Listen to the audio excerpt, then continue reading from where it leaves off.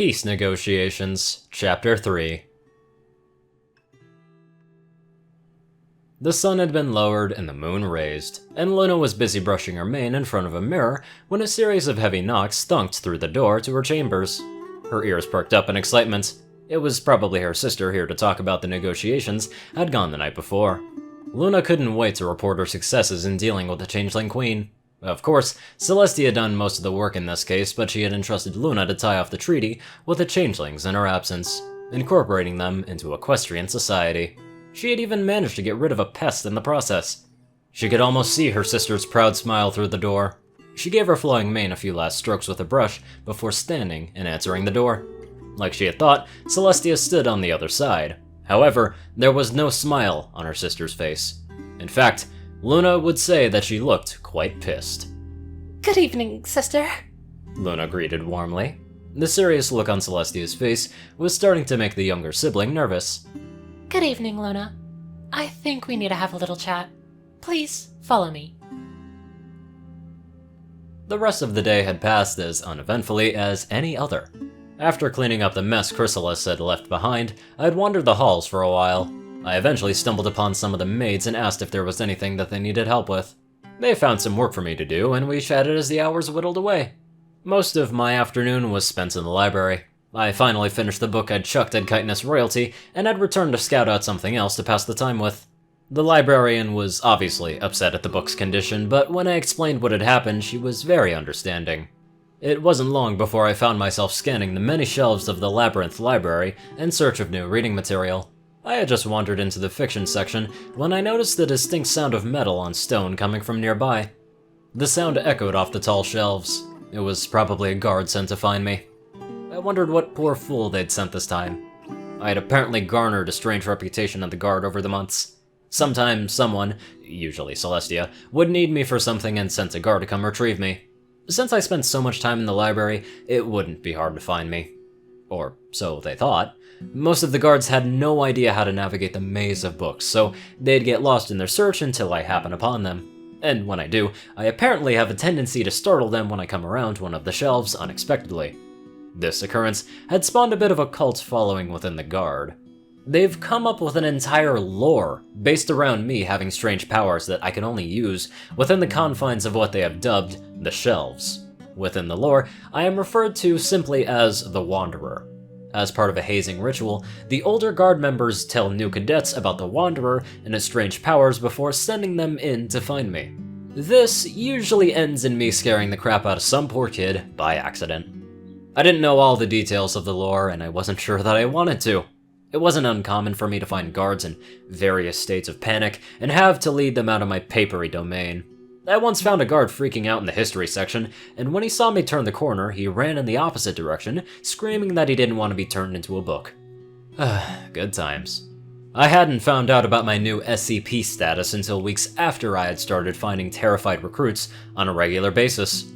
From there, it just spiraled out of control. Once, when I was hanging out in the barracks with some friends, a guard mentioned that he was planning to write a book based on this new urban legend when he retired. In all honesty, I didn't mind if they wanted to set me up as a boogeyman for new recruits, so long as nobody was hurt by it. After honing in on the sound for a good 5 minutes, I rounded a corner and found myself standing next to a pony wearing golden armor. They hadn't noticed me yet, but it wouldn't stay for that long. "Hello," I simply said. The guard jumped slightly and turned to look at me. They came face to face with my stomach before craning their neck to look up at me. Hi, she said nervously. "Let me guess. You were sent to find me?"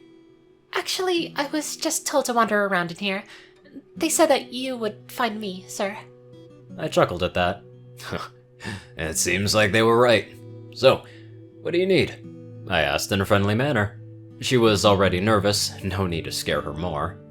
My superior wanted me to deliver a message. Princess Celestia wanted to see you in her study at your earliest convenience, sir. Celestia's study?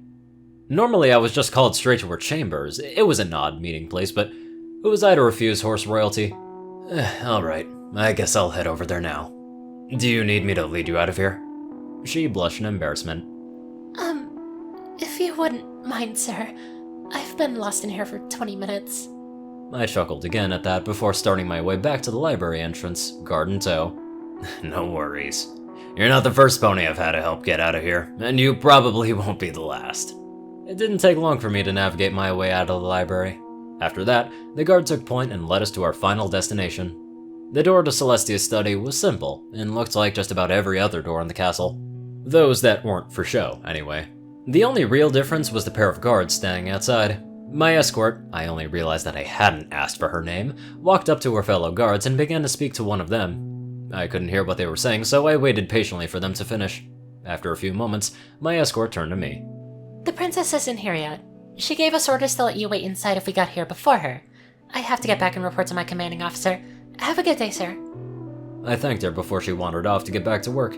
One of the door guards opened the door, and I stepped inside. The study was expensive looking, but not overly fancy. It had a well-used feel to it. A large window took up a portion of wall and was currently covered by drapes. During the day, it probably let plenty of natural light into the room. A fireplace was set into another wall.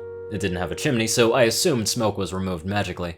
The large wooden desk off to one side had a few stacks of paperwork waiting for Celestia's signature to grace them. A nest of cushions laid in the corner, next to a sizable bookshelf stuffed to its limits, with books in various stages of wear. That reminded me, I hadn't checked out a new book from the library before my departure. I would have to make my way back later if it wasn't closed. I grabbed one of the cushions from the nest and found a spot out of the way to sit down. I leaned against the wall and sat patiently, waiting for Celestia to arrive. The seconds stretched into minutes, and I quickly found myself bored. If I'd known how long I'd be waiting, I definitely would have checked out another book before coming. Looking for something to occupy my time, my eyes inevitably rested on the stuffed bookshelf. I doubted Celestia would care if I borrowed something to read until she got here, so I made my way over and began looking over the selection of aging tomes. However, before I could decide on anything, the door opened. I turned to see none other than the Changeling Queen herself enter the room before the door closed behind her. Oh, it's you, she said bitterly. I looked down and pretended to inspect myself. Huh. So it is, I said jokingly before turning back to the shelf. I just grabbed a book at random and returned to my seat. It appeared to be about equestrian law. Celestia wanted to talk to you too? I was summoned, yes. Snipping through Celestia's things, are we? What would she think if she caught you in the act? She walked over to the desk and started rifling through the paperwork there. She was going too fast to actually read anything on the pages, but she went through each one before putting them back as she found them and opening the desk drawers to search through their contents. I raised an eyebrow at that. Probably nothing compared to if she caught you going through her desk. She could have you punished if she found out that you were going through her study looking for, say, books containing dark magic. Was she trying to blackmail me? What would even be the point in that? Well, the thought of punishment doesn't seem to be stopping you, I said. Oh, please. Unlike you, I would never be caught Just then, the door opened, revealing the royal sisters in all of their glory, their eyes immediately landing on the changeling. Chrysalis froze, snout halfway in one of the desk drawers. Celestia smiled in amusement and made her way into the room. My, Chrysalis. Snooping through my desk while I'm not here. The changeling queen withdrew her snout, now green with embarrassment. May I remind you that I am a centuries-old politician? I learned not to leave sensitive documents out for prying eyes to see before Equestria was a nation. Just make sure to put everything back when you're done with it. Chrysalis slammed the drawer closed and walked over to the nest of cushions before dropping down on top of them with a huff. Then, she glared at me as if her getting caught was my fault. Hello, Liam, Celestia said. I see that you have a different book than the one from this morning.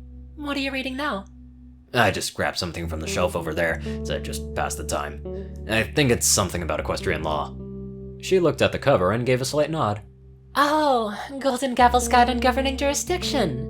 I'm afraid that one is quite dry and uses a lot of jargon. You might find Lotus's logbook on legal legislation a much easier book to start with. I'll keep that in mind, Celestia.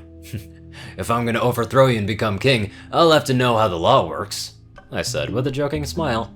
She giggled at the joke, but someone else didn't seem as amused. An angry snort jostled us from our reverie, and I looked over to see Luna still standing in the doorway, glaring at me. I seem to be getting a lot of those recently. I figured the diplomatic approach would be best here. Good evening, Princess Luna. I didn't mean to ignore you, I said with a slight bow of my head. Instead of greeting me back, she looked at Celestia. Sister, what is this about? Why have you gathered us here? Yes, I suppose we should get to that. Celestia replied as she became more serious. Come in and close the door. This should just be between the four of us. Uh-oh. Ooh, that can't be good. There was only one thing that the four of us would have gathered to talk about. Luna closed the door, but remained stood in front of it. Celestia lit up her horn and stole a cushion from the Changeling Queen's hoard, earning her a glare before she took a seat by her desk. I have gathered the three of you to discuss what happened last night when the treaty between Equestria and the Hive was signed. Her horn lit up again and a stack of papers flashed into existence next to her. I finally had a moment to read over what was agreed to, and I had no objections to anything until I got to the end.